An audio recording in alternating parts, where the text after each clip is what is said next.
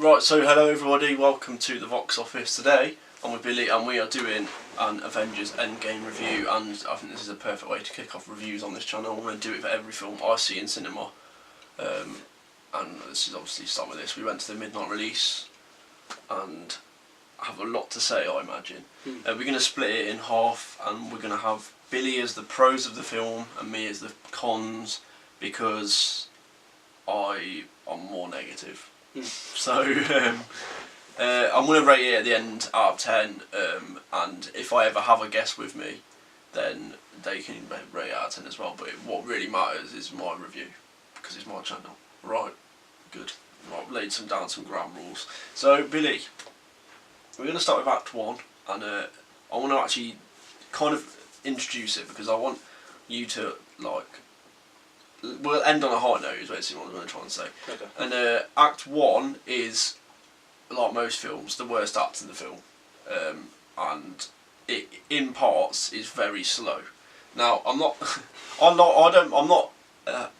getting a lot of stick from friends because of me saying that it's slow, because you need emotional value, and yeah, they're right. However, I don't think it's just emotional value, and the reason behind that being that for the whole thing there is time travel and building machines and shit like that. The whole first act, there's no action at all really. It's like Infinity War paced the film so precisely that there's like action in every single act, whereas in this there's not, apart from like the first scene. Now, in a way, it's not that much of a bad thing, and as you'll see what I'll give it out of 10, so that will like justify this a little bit. But I think if you weren't that interested in the Avengers, then you'd struggle to watch the first act. Whereas obviously for me, it's a lot more like personal, because I get it more, and I still loved it. But I mean, even if you watch the preview podcast, I say I don't like time travel and like all that shit. So yeah, like the first half of the film was pure nostalgia. Yeah, the second act and third act are perfect. But amazing. We'll let you talk good things about Act 1. I think after Infinity War it was really good, because it set up the tone for the film perfectly and showed how serious everything was. Yes, there was bits of humour which were implemented really well, but I think the seriousness of it and how it showed the emotion was really good, especially after Infinity War and how like serious the effect of it was. So I think that was a really good twist, rather than having loads of action. But I do see how some people see it can be quite slow, but I think for the rest of the film it set it up really well. Yeah, I think they did do the humour really well. Yeah. I think I'm basically getting rid of my two negatives straight away, because my other main negative is Thor for the whole film, because he is just a joke for the whole thing. There's like not any really big action sequence, doesn't really get shown off, and with him being Infinity War. Yeah, and he is my favourite character. So, and this has took that away from him, because he doesn't. I understand the need to show that he has weaknesses too, because other than Captain Marvel, he is like the most overpowered.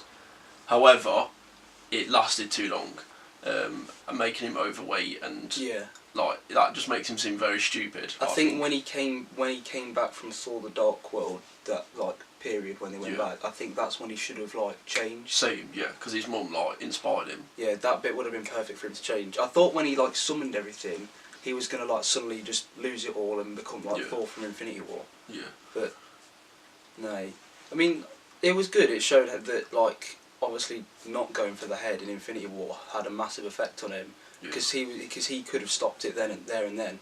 But like it was good how they showed that. But then I didn't mind Thor. I thought it was pretty good. Like it was funny when he needed to be, and even the bit at the end, like I didn't mind it. Like I still like found it really good. But I think it would have been better if like he did lose the weight once they went into the fight and stuff, like after they came back from the Dark World, because even like in all the trailers and the promotional, like they showed him like properly. Obviously they weren't going to spoil that he was going to be like a drunken fat hobo Thor, but like I think a lot of people would all kind of see it as a letdown, like from seeing posters of him like this, and then he just comes to be like some hobo. Yeah, and obviously this all derives from him actually killing Thanos at the beginning of the film. Yeah. Korg is back. so is Valkyrie. Two things I'm happy about. They were both really good. Yeah. Korg was barely in it, and like the only thing I'd say about the third act was maybe he should have actually been given some time, which he wasn't. Even if it was like in Ragnarok. Yeah. Where it's just at the end when he comes and he's like, oh, I'm in. Yeah, he can literally say, like, if he just said one thing or just killed one person, I would have been a little bit more happy, but that is, like, really picking at it. I would have loved to have seen him interact with, like, just Iron Man or, like, Cap or something, just to be like, you're right. Yeah. We'll move on to Act 2, which, for the rest of the film now, I've got no negatives. Yeah, it was so perfect. There isn't really cons, so we're going to talk about how there was so much nostalgia, because they time travel back to get all the stones where they knew they were before Thanos could get them. Yeah. So, for example, there was Thor and Rocket Raccoon. They go back to Asgard to try and get the ether before Malekith gets it. Mm. So they go back to Asgard. So like Frigga, Thor's mum is still alive, and Jane Foster's in it. And then New York, there's obviously, it's just after Loki's been captured, and Ant-Man, Captain America, Hulk, and Iron Man go there, but Hulk goes off. It starts before, and then they capture him, and then it. Yeah. Yeah.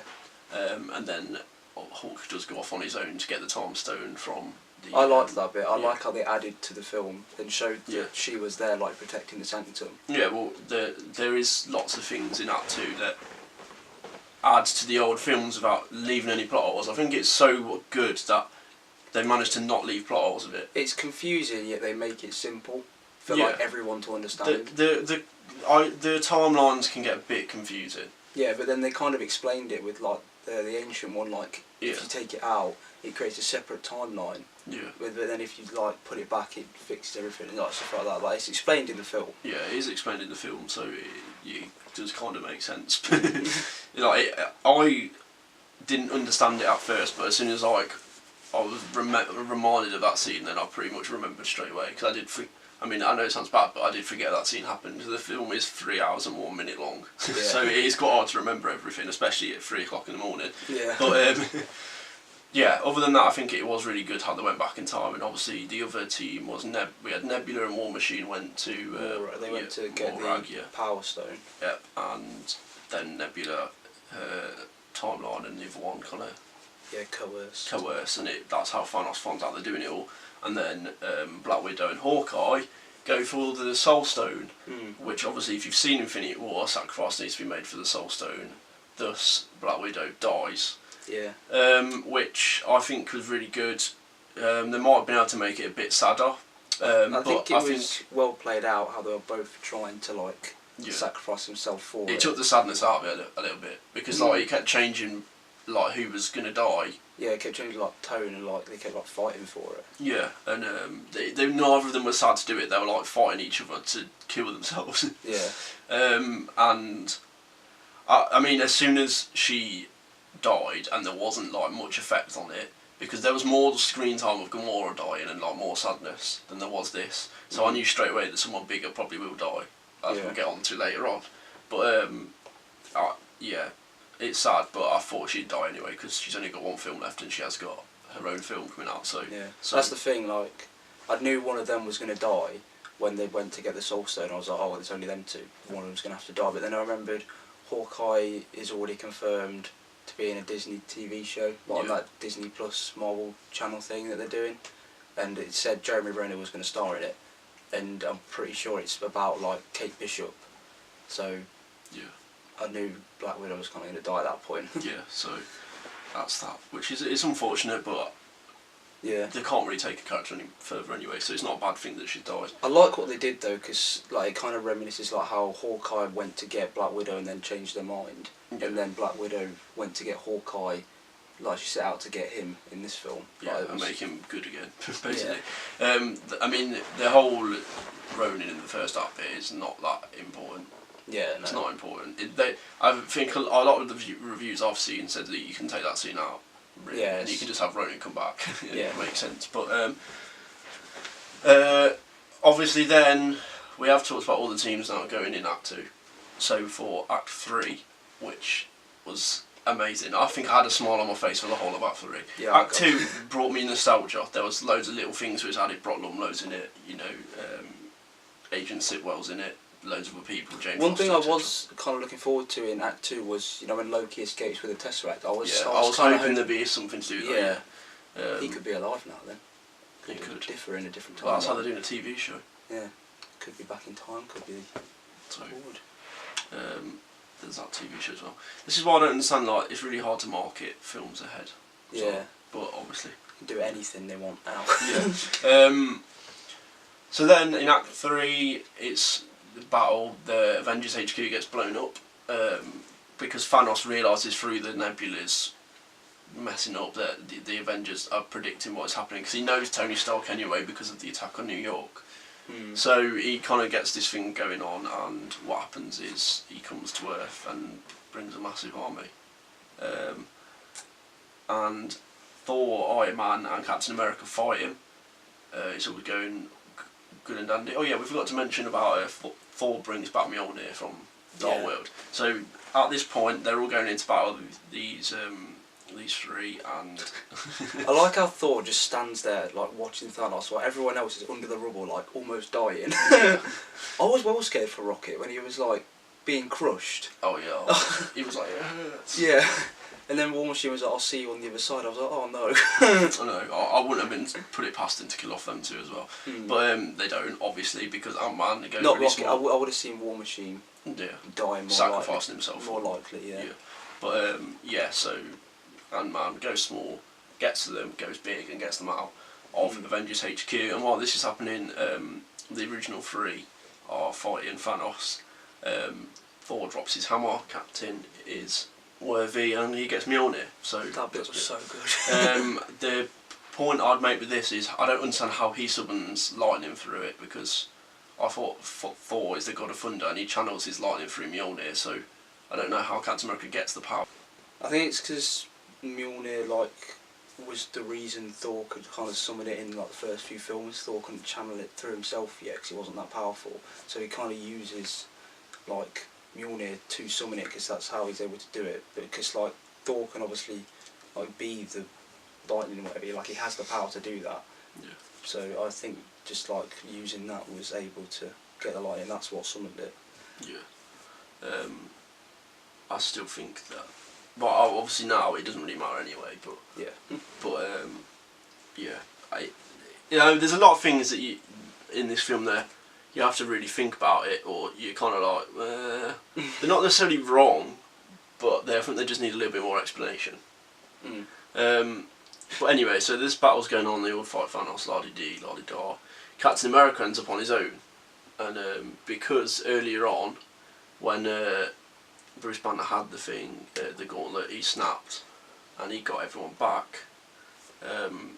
As you think Captain America's going to die, and he's going to take on Thanos alone, Doctor Strange opens up all these portals and everyone starts walking through, so you get like Black Panther, Spider-Man, Winter Soldier, the lot, the Star-Lord, etc. They all come in ready to be part of the Endgame, and this massive battle takes place, and it's paying every single player, every single character gets like their own spotlight basically, other than like Korg and a few others. Yeah. And it was like perfect. It was just so perfect. That was the best moment of the film. Like, it weren't even like the actual fight. It was just like as everyone's coming back. Yeah. And like everyone like the music. Everything. It was that bit was the best bit. And then obviously you get some sick parkour scenes for Black Panther, and Spider-Man activates kill mode. From the Iron Spider that just goes mental. It just like prods all the outriders and kills them. Yeah. Until Captain Marvel comes and destroys Thanos' ship, like, in about 2 seconds. Like it's nothing, yeah. Yeah, which is annoying because it shouldn't be that easy, and it makes everyone else seem shit. Yeah. But it happened, and she comes down, patronises Spider-Man a bit, but then gets sparked out by Thanos with the Power Stone, which is always good. As soon as I saw him take the Power Stone out, I was like, oh, she's going to get fucking so she takes the gauntlet from Spider-Man, because it's like passing it around, and then he takes the Power Stone and punches her with it. And she goes flying. But Captain Marvel wasn't that annoying. No, yeah. She was annoying at the beginning. It was just that one thing, it's just that one line when she's like, let's just go get him then. And no, it's not when she says go get him. It's because you didn't have me. Yeah, before you didn't have me. It's like, But at least Captain America then acknowledged that and was like, yeah, well, we've been doing this 5 years, where were you? She's like, there's other planets, but yeah. Oh no, that's Rhodey who says like... Is it? Yeah, it's cause where he's like, everyone in this room's like, about that superhero life, so like, where were you for the past 5 years? Yeah, I suppose. Exactly, though, so yeah. She did. At least they kind of acknowledge that she's like, being a cocky knob. Yeah, and that's good, because she is. Yeah. I thought they would, though, because Kevin Feige isn't happy with the way she was done. And there was actually like a female scene in this massive battle where it's like loads of female characters go after. But that was actually that was actually good. I actually didn't mind that. Just Mantis was there, kind of. I don't know why. Yeah, she just kind of walks in. There's nothing. But other than that, I actually enjoyed that scene. Valkyrie was sick. Yeah, Valkyrie's sick. So then, moving on, it gets to the point where this is all going on for a while, and Iron Man, who hasn't developed a suit that can take all the stones, gets all the stones and snaps his fingers, killing all of Thanos and his army. I am Iron Man. And the Black Order, and that was his poor demise, because he's a human and can't take the power. So Tony Stark dies, and it's not the saddest part of the film, I don't think. It was sad. He got goodbyes from Pepper, and his poor daughter didn't get to see her own father die and save the world. Peter gives him a goodbye, and so does Rhodey. Before the film first came out, I originally said, "Oh yeah, Iron Man's gonna die." But I wish I'd stuck with that thing now, because and then I changed it halfway through. I was like halfway between like Infinity War and Endgame, I was like, "Nah, I think Cap's gonna die."